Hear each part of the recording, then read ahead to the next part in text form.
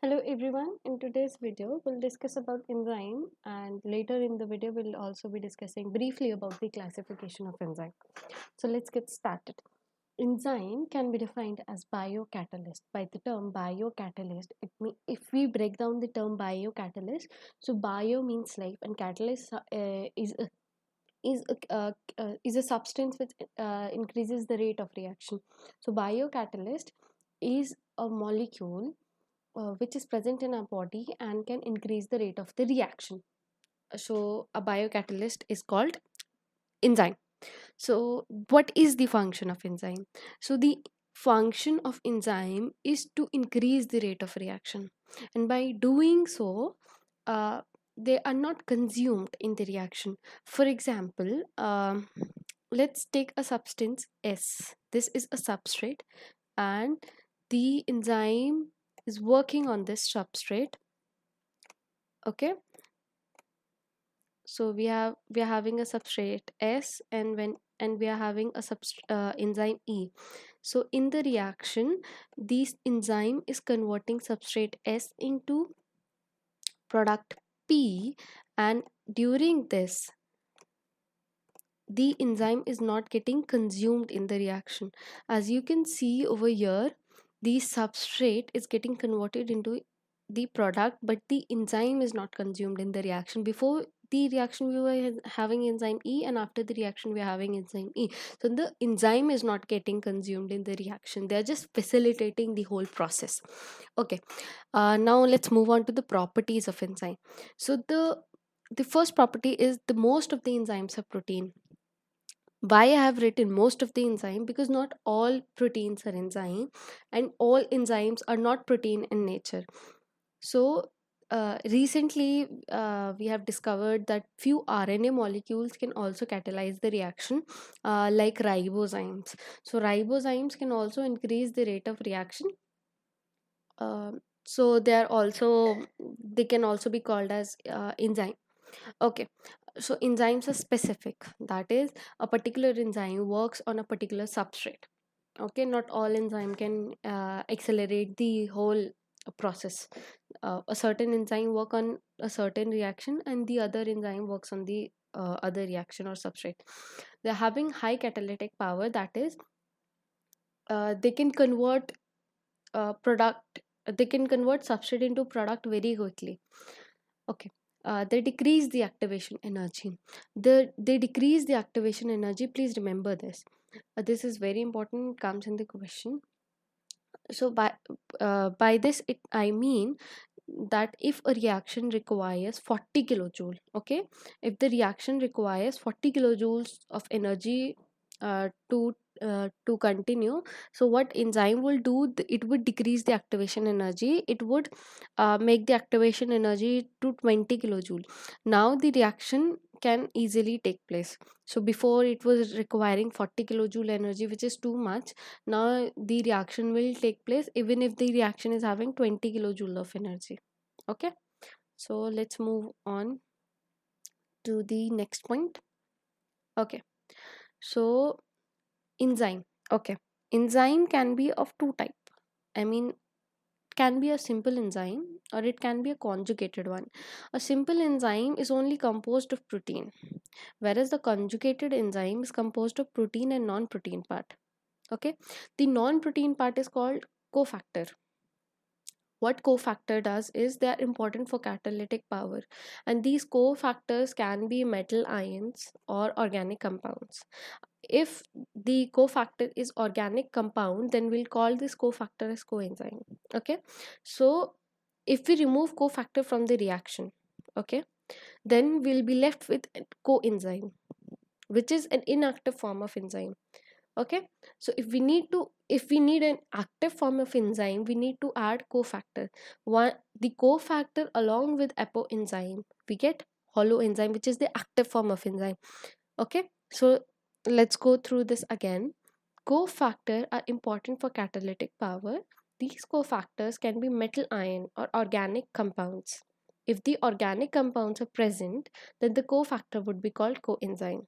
Okay, the apoenzyme is inactive form of enzyme. If we place cofactor along with this, we get holoenzyme.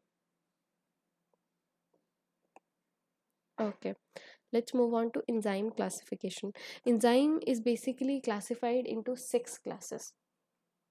So this classification was done to reduce the confusion.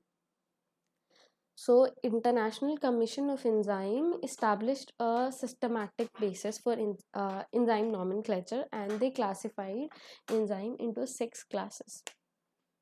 So enzyme class 1 is called oxidoreductase. What they do is they catalyze the oxidation reduction reaction. So here you can see that the A is in reduced form and B is in oxidized form. So oxidoreductase would convert A into oxidized form and B into reduced form. Okay.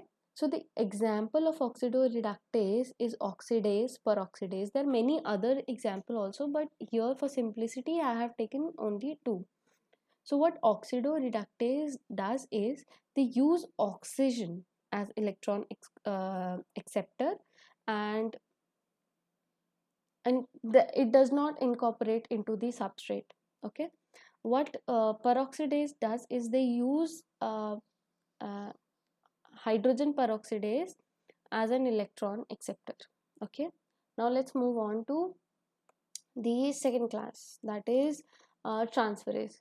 So what transferase does is they transfer the catalyzed reaction that involves transfer of groups from one molecule to another. What kind of groups they transform? They transfer groups like amino, carboxyl, acyl, and many more. So here you can see that the A is bounded with B. Okay. Since A is bounded with B, what transferase would do is it will transfer the group B to C. Okay. So example of aminotransferase includes transcarboxylase and kinase. So here you can see, you must be familiar with the term kinase, as they transfer the phosphate from ATP to substrate. And the transcarboxylase group transfer the carboxylate group to the substrate. Okay, so the third class is hydrolase.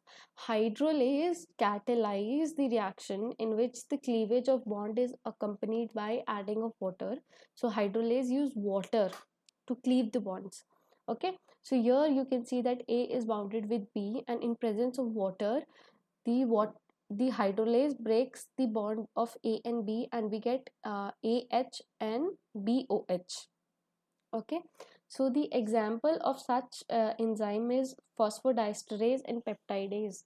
So peptidase, by its name you can make out that it breaks the amide bond which are found in protein, and phosphodiesterase cleaves the phosphodiester bond which is present in nucleic acids. Okay, so let's move on to the fourth class, that is lyase. Lyase are enzyme which breaks the bonds with the kind of bonds they can break is CC bond, CO bond, and CN bond, and many more. And they break the bond by hydrolysis or oxidation. Here you can see is A is bound to B, and there's a double bond.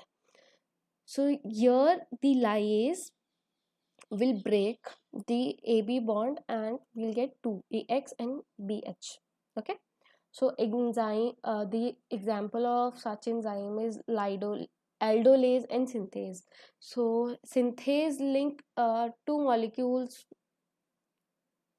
without the involvement of ATP. Synthase do not require ATP, and aldolase remove the aldehyde group. So it's basically involved in the elimination reaction.